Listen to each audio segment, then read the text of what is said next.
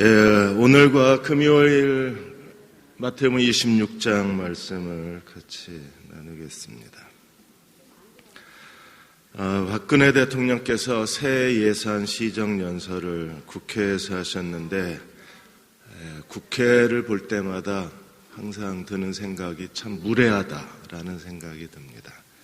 정의와 국회의장이 피켓 시위 중단해달라, 그리고 행정부와 사법부의 예를 요구하는 것처럼 우리도 행정부와 사법부의 예를 지켰으면 좋겠다고 얘기를 했는데도 불구하고 야당 의원들은 그런 노트북에다가 스티커 붙이고 침묵 항의를 하고, 또 여당 의원들은 다 56차례 박수를 치고 참 무례하다는 생각이 들었습니다. 적어도 한 나라의 최고 통수권자에 대해서 정치인에게는 예의를 지켜야 되지 않나. 박근혜 대통령이 지나가면서 맨 앞자리에 앉아있는 국회의원에게 악수를 청했는데 앉은 채, 정말 이 나라의 미래가 있나 싶을 정도로 저런 수모를 당하시고도 웃으면서 나오시는 모습이 역시 정치의 고단수 모습을 보여주셨어요. 예수님은 더 치욕스러운 일을 이제 26장에서부터 체포를 당하시고 끌려가셔서 재판을 받으시는데, 예수님은 이보다 더 모욕적이고 더 수치스럽고 더 잔인한 일들을 하나님의 아들이신 그리스도가 겪으셔야 합니다. 한 나라의 최고 통치권자가 겪는 수모도 우리 마음이 아픈데, 하나님의 아들이 이 땅에 오셔서 유대 종교 지도자들 그리고 종교 재판을 받으시는 모습은 정말 마음이 아픕니다. 26장 1절에서 예수께서 이 말씀을 다 마치시고 제자들에게 이르시되, 이 말씀을 다 마치셨다. 마태복음에 5개 예수님의 강론을 모아놓았는데 23, 24, 25장 종말의 강론을 마치시고 나셔서 2절에 이제 주님의 때가 이르는 거예요. 너희가 아는 바와 같이 이틀이 지나면 6월절이라 인자가 십자가에 못 박히기 위하여 팔리리라. 이제 이틀이 지나면 십자가에 죽기 위해서 인자가 팔릴 것이라 예수님이 자기의 죽음에 대해서 말씀을 하신 거예요. 25장에서 예수님은 종말의 심판자였습니다. 양과 염소를 다 모아놓고 민족을 심판하시는 하나님의 그 크신 거룩한 심판자이셨는데, 26장에 와서 주님은 이제 십자가에 죽으시기 위해서 자기 목숨을 내어주시는 희생 제물이 되시겠다고 말씀을 하셨어요. 괜찮으세요? 듣는 게? 웅웅거리지 않으세요? 저만 웅웅. 주일날도 다 괜찮대. 나만 이상해. 제가 이게 귀가 굉장히 예민해가지고요. 설교에 중요한 게 4가지가 있어요. 가르쳐 드릴게요. 설교에 중요한 4가지가 뭐냐면, 첫째로 본문에서 주제를 잘 뽑아야 돼요. 오늘 설교할 마태복음 26장이면 26장에서 주제를 잘 뽑아야 합니다.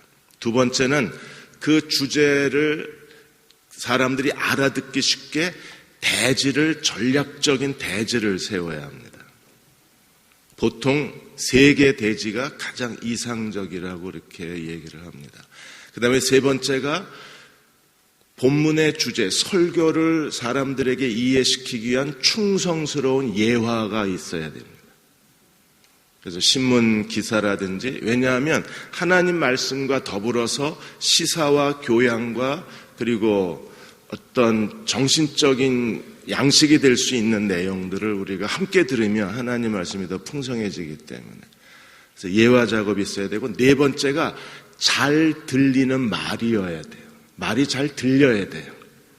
근데 마지막에 말이 잘 들리기 위해서 지금 현대교회에서는 이 마이크 시스템이 정말 중요한 겁니다. 왜냐하면 잘 들려야 되니까. 아무리 주제를 잘 뽑고 전략적 대지를 만들어 놓고 예화를 잘 갖췄어도 말이 안 들리면 설교가 안 되는 거잖아요. 그래서 저 인간이 자꾸 왜 마이크 소리 저러나 그게 네 번째 때문에 그래. 그래서 이해해 주세요. 이제 예수께서 심판자가 이제는 구원자가 되시는 거예요. 십자가에 죽으시기 위해서 인자가 사람들의 손에 팔릴 것이라고 말씀을 하셨습니다. 예수님이 십자가에 죽으셔야 우리의 모든 죄가 용서받고, 예수님이 자기 목숨을 내어버리시고 십자가에 죽으셔야 우리가 죄로부터 해방될 수가 있습니다. 오늘 26장에 어떤 사건이 제일 먼저 펼쳐지는가? 26장 오늘 그 6절에서 13절까지 보시면 베다니 나병 환자 시몬의 집에서 일어난 사건을 설명하고 있습니다. 6절에 예수께서 베다니 나병 환자 시몬의 집에 계실 때 7절에 한 여자가, 이름을 성경이 쓰질 않았습니다. 이름 없는 한 여자가 매우 귀한 향유 한 옥합을 가지고 나와서 식사하시는 예수의 머리에 부었다. 사람을 잔치에 초대했을 때 함께 식탁에 교제를 나눌 때 유대인들의 최고의 예의, 최고의 그 식사 초대한 분에게 대접할 수 있는 최고의 문화가 뭐냐 하면 머리에 향유를 부어주는 겁니다. 우리처럼 앉아서 식사하는 게 아니라 이렇게 엎드려서 식사를 하잖아요.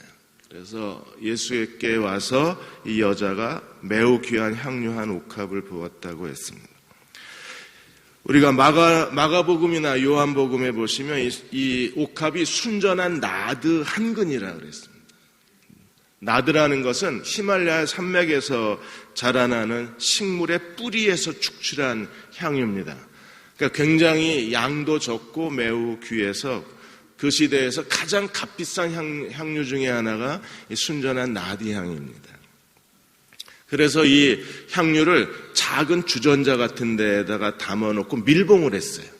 이 향유를 쓰려면 주전자의 꼭지 부분을 부셔야만 향유를 쓸 수 있습니다. 그래서 이 향유는 한 번밖에 못 써요. 한 번 목 부분을 부러뜨리면 더 이상 이 향유를 보관할 수가 없는 겁니다. 그래서 대부분 여자들이 이 순전한 나드 향유를 대략 결혼식 때 사용하거나 자기 인생에서 가장 중요한 순간에 이 향유를 사용을 했습니다. 시편 23편 5절에도 보시면 다윗이 어떻게 기도했습니까? 주께서 기름으로 내 머리에 바르셨나이다. 그래서 머리에 기름을 바르는 것이 가장 영광스러운 일이고 명예스러운 일입니다.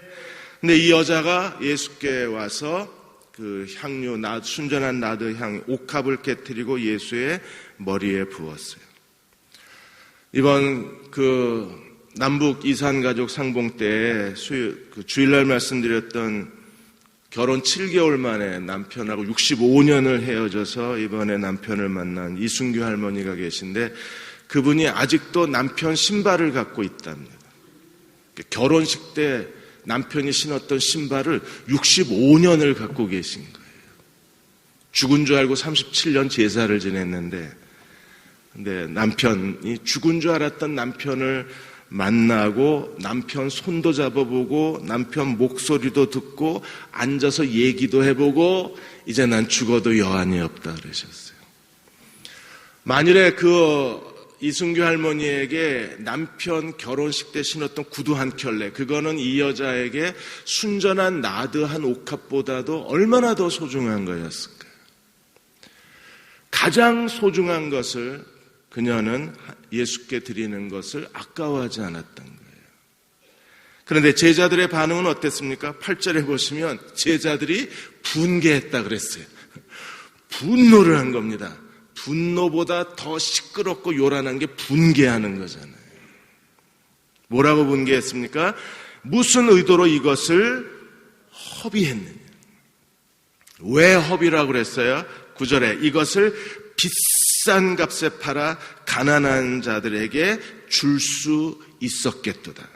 그래서 가난한 자에게 주지, 팔아서 이 정도면 얼마를 받을 수 있어요? 가룟 유다가 계산을 했습니다. 요한복음 12장 5절 6절에 보시면 이 향유를 어찌하여 300데나리온에 팔아 가난한 자들에게 주지 아니하였느냐 하니 이렇게 말하면 가난한 자들을 생각함이 아니요 그는 도둑이라 돈꾀를 맞고 거기 넣는 것을 훔쳐갑니다. 주님의 머리에 이 향유를 붓는 게 아까운 거예요. 왜? 저거 팔아서 300데나리온에 팔면 적어도 30%만 훔쳐갈 수 있어도 100데나리온을 100만 원을 훔쳐갈 수 있는. 가룟 유다, 여기는 제자들이 분개했다 그랬는데 가룟 유다가 가장 크게 분노를 했습니다. 왜요? 자기가 돈 훔쳐갈 기회를 잃어버린 게 아까운 겁니다. 그러니까 주님께 바치는 게 아까울 수밖에 없는 거예요. 그래서 예수의 머리에 향유를 부은 것을 허비했다 그러는 거예요. 예수님이 뭐라고 그러셨습니까? 10절에 보시면 너희가 어찌하여 여자를 괴롭게 하느냐? 그녀가 내게 좋은 일을 했다. 그리고 주님과 가난한 자의 이 대조 속에서 주님과 가난한 자가 마주보고 있는데 주님과 가난한 자에 대해서 11절에 가난한 자는 항상 너희와 함께 있지만 나는 너희와 함께 있지 않는다. 그리고 12절에 이 여자의 행한 일을 이렇게 해석을 하셨습니다. 이 여자가 내 몸에 향유를 부은 것은 내 장례를 위함이다. 정말 이 여자가 예수님의 장례를 위해서 향유를 부었을까요? 그런 것 같진 않아요. 주님을 정말 사랑해서 향유를 부었는데 주님은 그것을 이제 이틀 뒤면 예수님이 죽으셔야 되니까 자신의 죽음을 기념해서 장례를 위한 향유라고 주님이 그녀의 행위를 가장 고상하고 거룩하게 만들어주신 거예요. 그리고 그녀의 행위에 대해서 예수님은 13절에 내가 진실로 너에게 이르노니 온 천하 어디에서든지 복음이 전파되는 곳에 이 여자가 행한 일도 말하여 그녀를 기억하게 하리라. 예수님의 장례식에 향유를 부은 여인은 이 여자밖에 없습니다. 그리고 예수님이 죽은 다음에 모두가 다 향유를 부으러 무덤에 갔는데 아무도 예수님의 몸에 향유를 바르지 못했어요. 왜요? 이미 부활하셨기 때문에.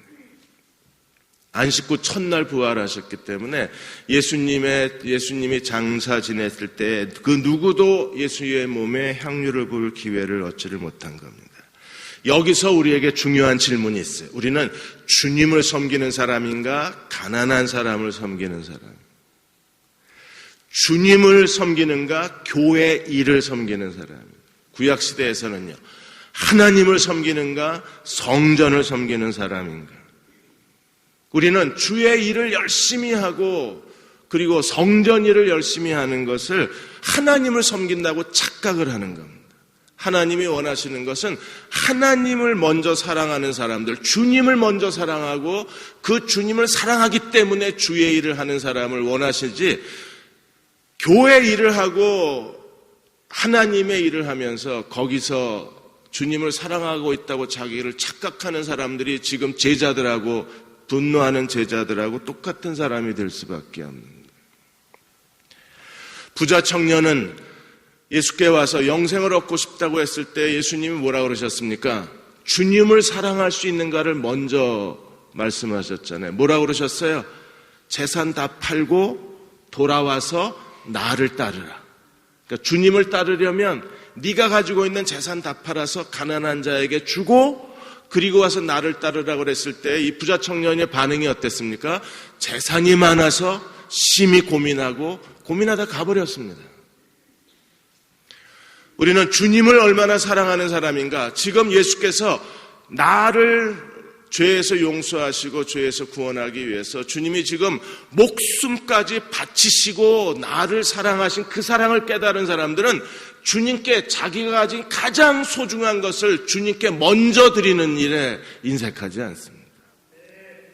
주님을 먼저 사랑하고 주님께 먼저 자기 자신을 내어드리는 사람들, 그들이 하나님이 어떤 일을 맡기셔도 하나님께 충성하는 사람이 될 수 있는 거예요.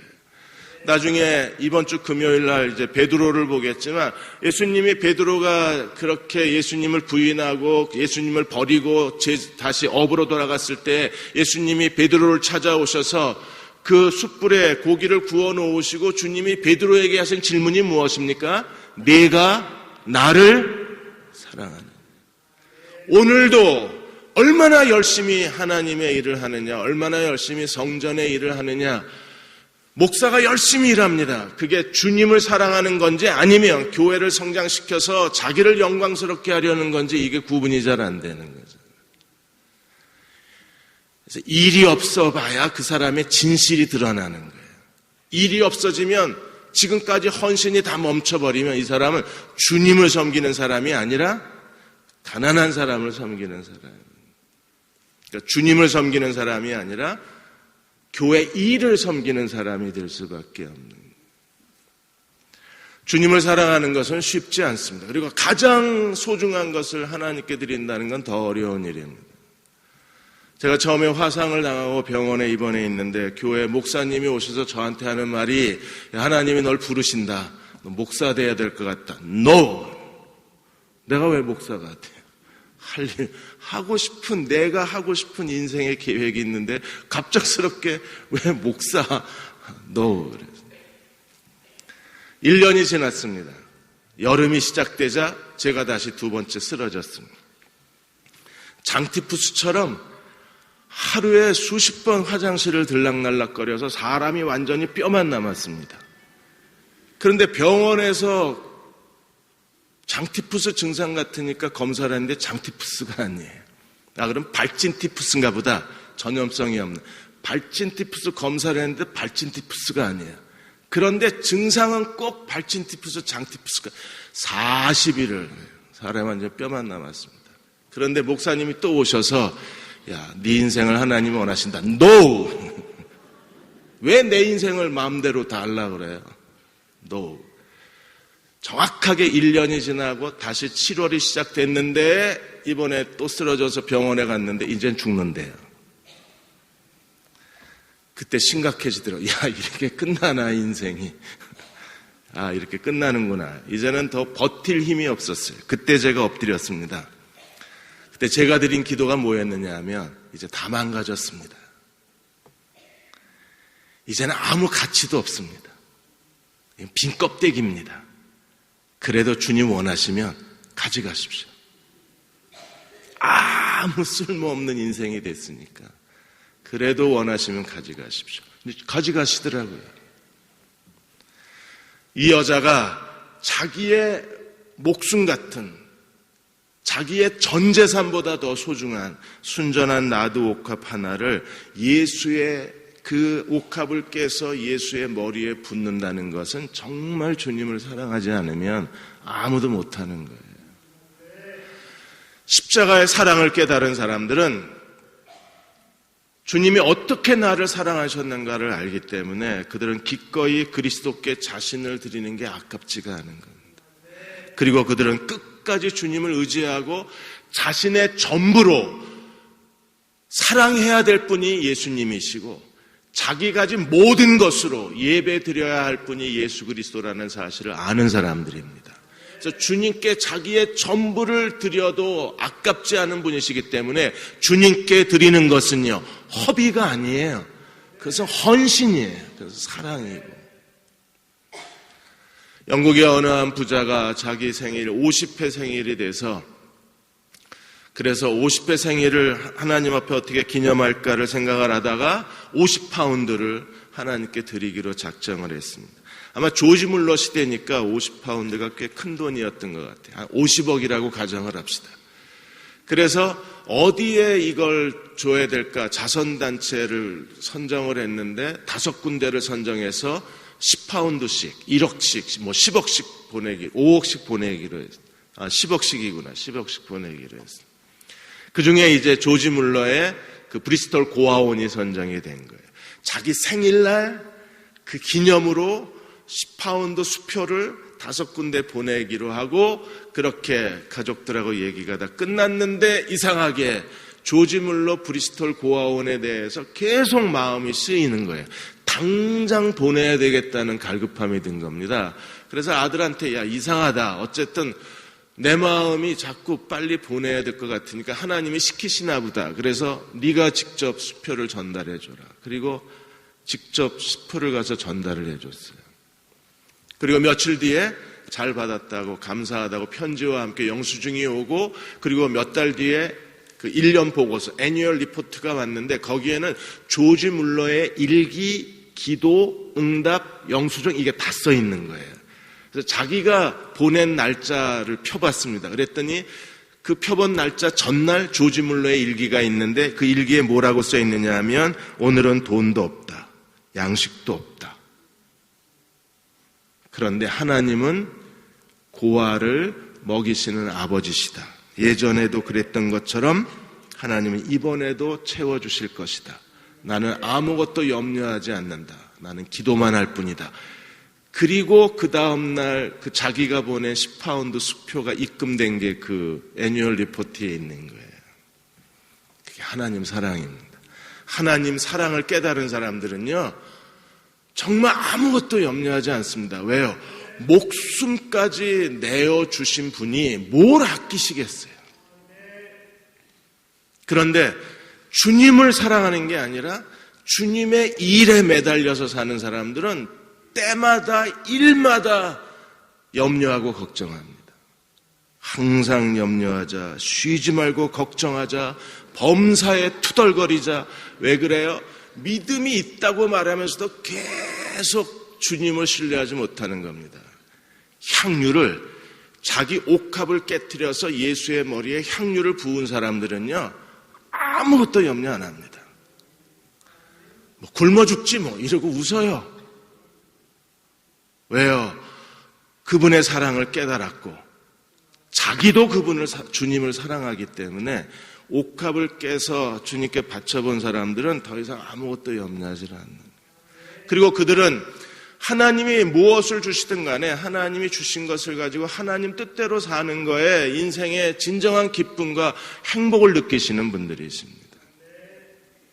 김정한 목사님을 키워내고 이동원 목사님을 키워낸 미국의 그 CBMC 회장을 오랫동안 하셨던 그 닥터 예거, 엘더 예거 장로가 있어요. 장로님이 계십니다.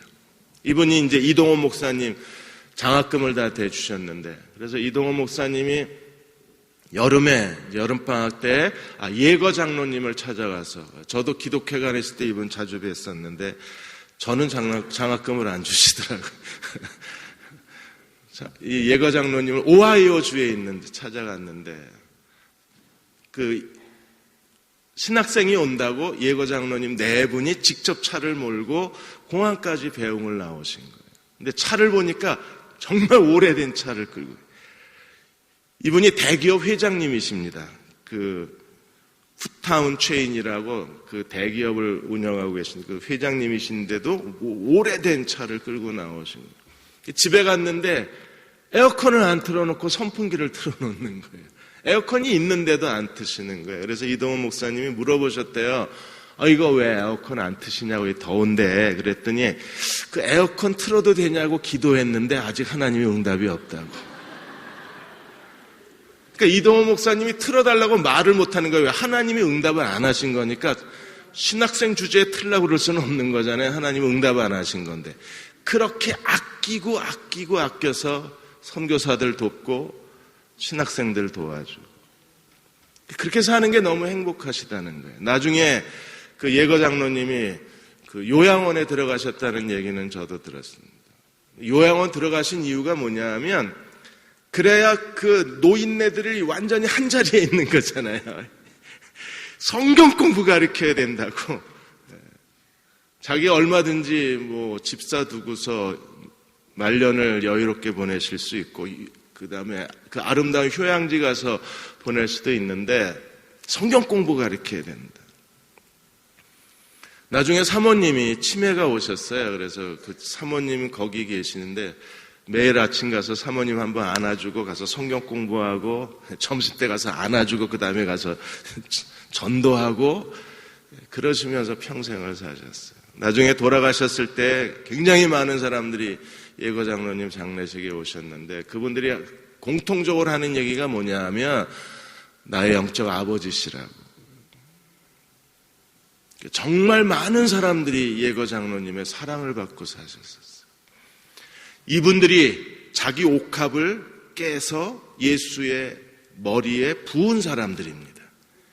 그 사람들은 누가 시키지 않아도 누가 인정해주지 않아도 칭찬해주지 않아도 하나님 뜻을 준행하는 사람들이에요. 그리고 기꺼이 자기의 전부를 주님께 쏟아서 하나님께 바치기를 행복해하는 사람들입니다.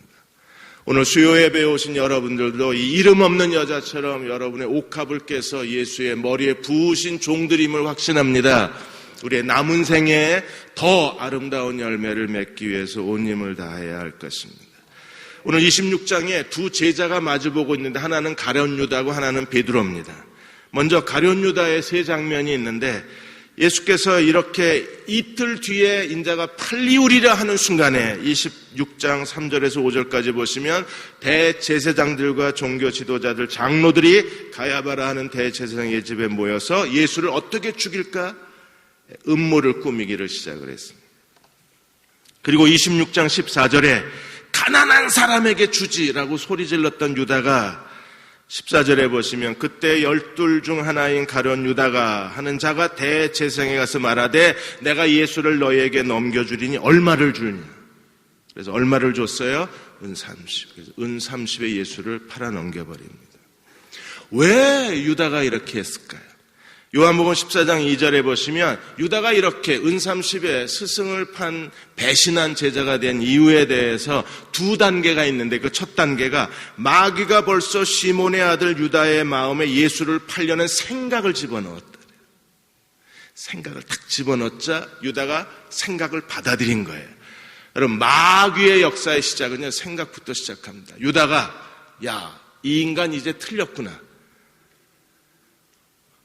팔아서 가난한 자에게 주라고 그랬는데 예수님은 내 장례를 준비했다는 거예요. 쟤 정말 죽는 거야? 이 생각이 들지 않았어요? 진짜 죽나 보네. 죽는 건가? 이랬어요. 그러자 그러면 죽기 전에 마지막으로 한탕 하자라는 생각이 들었을 겁니다. 대제사장과 장로와 종교 지도자들이 예수를 죽이려고 음모를 꾸미고 있다는 게 지난 어제 저녁 9시 뉴스에 이게 뉴스가 딱 떴거든요. 모여서 이제 예수를 죽이려고 한다고. 그러자 유다가 계산 끝나고 대제사장 집에 찾아가서 얼마 줄래? 은 30을 준 거예요. 생각을 받아들이자. 그 다음에 어떤 일이 벌어졌어요? 나중에 예수님하고 성찬 때 같이 식사하면서 예수님이 허락하자마자 요한복음 14장 27절에 예수님이 떡 조각을 주었을 때 조각을 받은 후 사탄이 그 속에 들어간지라 이에 예수께서 유다에게 이르시되 내가 하는 일을 속히 하라. 그래서 예수를 팔아넘긴 겁니다. 생각을 먼저 주고 그 다음에 마귀가 그 속에 들어가 버리는 거예요. 그리고 내 할 일을 속히 해라. 그는 군인들과 몽둥이든 하인들을 이끌고 예수를 찾아와서 예수께 입 맞추고 예수를 팔아넘겨버린 거예요. 우리가 더 이상 유다처럼 예수를 이용해서 뭔가 자기 것을 찾으려고 하는 이런 위선적 신앙에 빠지지 않고 마음을 다해서 주님을 사랑하는 사람이 되려면 오늘도 베드로에게 물으신 것처럼 네가 나를 사랑하느냐고 물은다면 우리는 어떻게 대답해야 되나요?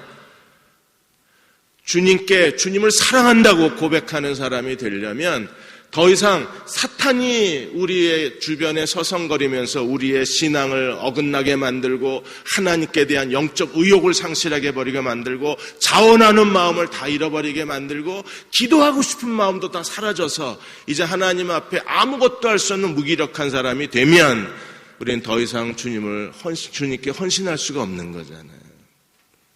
생각을 지켜야 됩니다. 모든 부정적 생각을 다 막아버리셔야 돼요.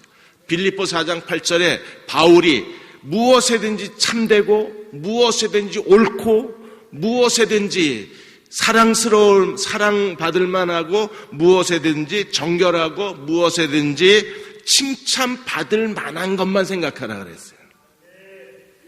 그러니까 생각 자체가 사람들에게 사랑스러워야 되고 칭찬받을 만해야 되고 경건해야 되고 옳고 바르고 그리고 정결해야 돼요. 생각이 부정적이 되면 벌써 생각이 부정적이 돼서 그게 사람이든 어떤 일이든 간에 부정적 생각을 하면 그 순간에 마귀가 벌써 주변에서 서성거리기 시작하는 거예요. IS 대원처럼 밖에 뭐 이렇게 박격포 들고 장총 들고 서성거리기 시작해. 빌리그레암 목사님에서 그 책에서 빌리그레암 목사님이 탄광촌에 방문한 어떤 젊은 목사 얘기를 했습니다. 갱안에 들어가 보고 싶다. 그래서 갱안에 감독하고 같이 들어갔습니다. 그 갱안에서 먼지 속에서 일하는 그 광부들의 모습을 보면서 그들을 위해서 기도해 주고 싶다고 해서 들어간 거였는데 그 갱안에 하얀 꽃이 피어 있는 거예요. 작은 꽃이 피어 있는데 그 갱안에 가득한 먼지가 이 꽃에 그 석탄 먼지가 묻어 있지 않은 겁니다. 플라스틱인가 하고 만져봤는데 진짜 꽃인데 석탄가루가 안 묻어 있어요. 그래서 이 꽃이 어떻게 석탄가루가 안 묻냐 그랬더니 그 꽃잎이 특수하다고 한번 석탄가루를 뿌려보라고 그러면서 석탄가루를 쥐어주니까 석탄가루를 뿌렸는데 가루가 그냥 쭈루루 내려가는 거예요. 미끄러워져서. 그래서 거기서 이 젊은 목사가 깨닫고 나와서 설교 때 이 하얀 꽃에 대해서 인용을 하는 겁니다. 표면이 매끄러우니까 먼지가 달라붙지 않는 거예요. 석탄가루가. 그런 것처럼 생각이 정결하면 사탄이 달라붙질 않아요. 죄가 달라붙질 않아요. 그래서 항상 긍정적으로 생각하는 게 좋아요. 무엇에든지 정결하고 참되고 옳은 것만 생각해요. 제가 가끔 운전하다 보면 앞에 차가 이렇게 잘 빨리 안 갑니다. 그런데 제가 답답해서 한 소리 합니다. 그러면 제 아내가 사정이 있을 거야. 뭐 초보 운전이라든지 아니면 급해서 뭐 문자를 하고 계신다든지 아니면 처음 왔기 때문에 아니면 대전이 너무 아름다워서 대전 거리를 제 아내는 무슨 이유가 있을 거야? 죄가 안 달라붙어요. 근데 저는요, 왜 빨리 안 가 하는 순간에 마귀가 서성거려서 온갖 마음의 의욕을 다 뺏어갑니다. 그러면요, 순식간에 영적으로 시들어지는 거예요. 그 단 한순간에 이런 작용이 일어나는 거예요. 그런 생각을 집어넣고 마귀가 속에 들어가서 한 사람의 인생을 망가뜨린 일들이 오늘 우리 주변에 일어나는 거예요. 그러니까 유다는요, 계속해서 동일한 패턴으로 그는 예수 그리스도를 따르는 12제자 중에 한 사람이면서도 주님을 따른 게 아니라 자기 개인의 욕심을 따른 사람이었었잖아요. 두 번째 장면이 17절에 30절까지 유월절 만찬에서 예수님이 유월절 만찬을 준비하시면서 제일 먼저 한 일이 무엇인가 하면 21절에 내가 진실로 너희에게 이르노니 너희 중 한 사람이 나를 팔리라. 누군가가 팔아야 그래야 예수님이 종교 지도자들에게 넘어가고 중간에 파는 사람이 있어요. 밀고자가 있어야 종교 지도자들이 예수를 재판에 넘길 수 있습니다. 밀고자가 없으면 예수님을 재판에 넘길 수 없는 거예요. 그런데 유다가 이미 예수님을 은삼십에 팔아버렸잖아요. 예수님이 장례를 준비하는데 한쪽에서는요, 이름 없는 여자가 그 예수님의 몸에 향유를 부었습니다. 이미 죽은 시체에 붓는 향유를 예수의 몸에 부은 거잖아요. 이미 장례는 준비가 됐습니다. 누군가가 예수님을 죽음의 자리에 넘겨줘야 되는데 그 사람도 이미 준비가 됐습니다. 누구예요? 유다예요. 유다는 하나님의 거룩한 뜻을 이룬 사람이지만 개인적으로는 정말 비극적인 사람인 거예요. 완전히 마귀의 앞잡이가 되었는데 하나님은 그것을 오히려 하나님의 선으로 바꾸어 놓으신 거예요. 어떤 종파 사람들은요, 유다가 아니었으면 예수님이 십자가에 죽을 수 없다. 맞는 얘기입니다. 유다가 아니었으면 예수님이 십자가에 죽을 수 없었어요. 그래서 유다를 숭배하는 가룟 유다 숭배 교가 생겨났습니다. 유다야말로 영웅이다. 유다야말로 하나님의 뜻을 이룬 사람이다. 유다야말로 예수 그리스도의 구속에 절대적 영향을 미친 거다. 천주교가 마리아를 숭배한다면 우리는 그보다 더 영웅인 유다를 숭배한다. 이래서 가룟 유다교가 생겨나서 이게 조금씩 세가 확산되어져 가고 있습니다. 기독교에 실증 느낀 사람들이 글로 많이 넘어갑니다. 그렇지, 유다야. 유다가 없었으면 하나님도 어쩔 수가 없었을 거니까. 그런데 그렇게 해석할 수는 없잖아요. 유다가 예수를 판 건 자기 욕심입니다. 인간적 생각입니다. 그것은요, 완전히 사탄적인 겁니다. 하나님이 그걸 통해서 하나님의 뜻을 이루신 것이지 하나님이 유다를 사용하신 건 아니잖아요. 그래서 저 제자들이 전부 궁금하잖아요. 어떤 제자가 예수님을 팔까? 내니까 질문을 했을 때 예수님이 뭐라고 그러셔서 23절에 나와 함께 그릇에 손을 넣는 자가 그가 나를 그릇에 함께 손을 넣는 사람들. 그릇에 함께 손을 넣는다는 건 뭐예요? 같이 식사한 사람들, 식구가 나를 배신하는, 가장 가까운 사람이 식구잖아요. 왜냐하면 그 당시에 이렇게 식초 넣은 물에다가 올리브하고 식초 넣은 데다 빵을 다 찍어 먹었으니까 그 빵 찍어 먹는 그 맛있는 소스에 같이 손을 집어 넣는 사람이 나를 판다는 거예요. 24절에 인자는 자기에 대해 기록한 대로 가거니와 인자를 파는 그 사람에게는 화가 있을 것이다. 그 사람은 차라리 태어나지 않는 게 더 좋을 뻔했다 그랬어요. 차라리 안 태어났으면 더 나았을 거다. 우리가 하나님 앞에서 유다가 이런 성만찬의 자리에서 예수께서 네가 태어나지 않았으면 좋겠다. 그리고 나와 함께 그릇에 손을 넣는 사람이 그 사람이라고 했을 때 다른 복음서에 보면 유다가 나가요. 그 자리에서 나가서 그가 대제사장에게로 찾아갑니다. 그런데 마태복음에서는 유다가 나간 거에 대해서 기록하지 않습니다. 오히려 예수께서 누구인가를 제자들에게 보여주시고 나셔서 25절에 보시면 랍비여 나는 아니지요 라고 했는데 주님 뭐라고 그러셨어요? 네가 말했다. 웬만한 사람 같으면 여기서 회개 안 했을까요? 근데 이미 그 순간에 마귀가 그 속에 들어가 버렸기 때문에 그는 결국은 예수를 팔아넘기고 말아요.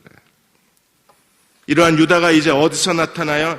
47절에 보시면 성만찬은 금요일 날 해드리겠습니다. 47절에 보시면 말씀하실 때 12 중 하나인 유다가 왔는데 대제사장들과 백성의 장로들에게 파송된 큰 무리가 칼과 몽둥이를 들고 맨 앞에 누가 와요? 유다가. 예수를 파는 자 누굽니까? 가룟 유다가 그들에게 군호를 짜서 이르되 내가 입맞추는 자가 그이니 그를 잡으라.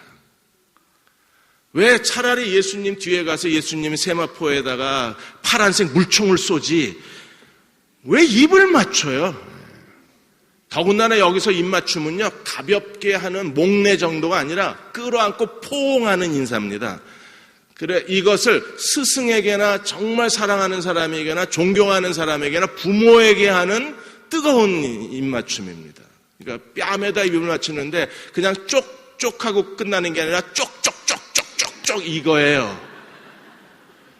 그러니까 적어도 로마 군인하고 그 대제사장들 하인들이 누군지 확실하게 알 때까지 계속 쪽쪽쪽쪽쪽쪽 이러고 있는 겁니다. 이게 얼마나 비열한 행동입니까? 예수님하고 같은 밥그릇에 밥 먹던 제자가 이제는 예수님을 팔기 위해서 예수님 뺨에 계속 입 맞추고 있는 거예요. 그 상황이. 그래서 예수님 뭐라고 그러셨어요? 50절에 보시면 예수께서 이르시되 친구여 내가 무엇을 하려고 왔는지 행하라 하신데 이에 그들이 나와서 예수를 손을 대어 체포하시게 돼요. 그리고 이제 예수님이 체포당하시고 재판을 받기 시작하시는 거예요. 사랑하는 여러분, 두 가지를 생각해야 합니다. 하나는 어떤 비극적인 일이 일어나도 그것으로 인해서 좌절하거나 절망하지 마십시오. 하나님은 이런 가장 돈꾀를 맡았으면요, 누구와 돈꾀를 맡아요? 믿을 만한 사람한테 맡기지 않아요? 저는 제가 자신이 없으니까 돈꾀를 제 아내한테 맡겨요. 저는 그냥 있는 대로 다 쓰는 사람이기 때문에 선교사님이 와서 노트북이 이거 가지가 양복이 이거 입어 그렇게 사는 사람이라 이 돈이 있는 대로 다 써요. 그러니까 맡겨야 돼요. 유다가 돈꾀를 맡은 사람입니다. 살림살이를 다 한 사람입니다. 적어도 헌금 들어오고 나가는 걸 전부 관리한 사람입니다. 똑똑한 사람이 아니겠어요? 그런데 그런 사람이 이렇게 예수를 배신하고 예수를 입맞춤으로 팔아넘기는 이 비열한 행동을 했을 때 여러분, 사람이 이런 일을 겪으면 좌절감이 들 거잖아요. 그런데 그런 비극적 상황을 하나님이 어떻게 하셨어요?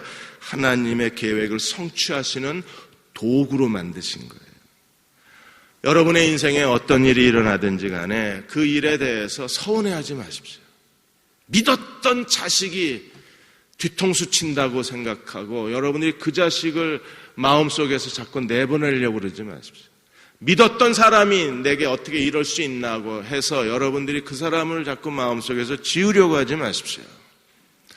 하나님이 그런 관계를 통해서, 그런 아픔을 통해서 더 큰 일을 이루어내실 수 있는 하나님이심을 믿고 우리가 끝까지 하나님 뜻에서 벗어나지 말고 하나님을 의지해야 돼요. 스튜어트 웨버 목사님이 계십니다. 그 목사님 사모님이 어떤 가정에서 태어났는가를 그분이 그 책에서 쓰셨어요. 장모님이 결혼 서약하고 이제 부부가 되었습니다. 키스하는 순간에 장모님의 인생은 끝났다는 겁니다. 결혼하고 나자 남편이 완전히 돌변해서 이건 폭군에다가 알코올 중독자에다가 완전히 인생 망가뜨리는 사람. 결혼 4년 만에 딸이 둘이 태어났는데 매일 밤 이 두 딸은 아버지의 그 성난 소리, 엄마 아빠 싸우는 소리, 가재도구 부셔지는 소리, 나중에 아내가 이 스튜어트 웰던 목사님한테 웨버 목사님한테 설명을 하는데 집안이 곳곳이 다 부셔져 있는 거예요. 그런 가정에서 태어났는데 어느 날 아버지가 가출을 해버렸습니다. 가족들이 먹고 살 거 아무것도 남겨놓지 않고 가출을 해버린 거예요. 근데 이미 어머니 뱃속에는 또 셋째 아이가 임신한 상태였습니다. 작은 마을에서 살았는데 그 마을에는 일거리도 없는데 어머니는 어쨌든 하나님께 신실한 크리스찬이셨기 때문에 올바른 일이라면 밤낮을 가리지 않고 일을 해서 이 3남매를 올바르게 키워내신 거예요. 3남매는 정말 신실하게 자라났습니다. 어머니는 눈물로 이 아이들을 위해서 기도하고 자기가 할 수 있는 온몸을 바쳐서 먹을 것을 구해다가 아이들을 키워낸 거였었어요.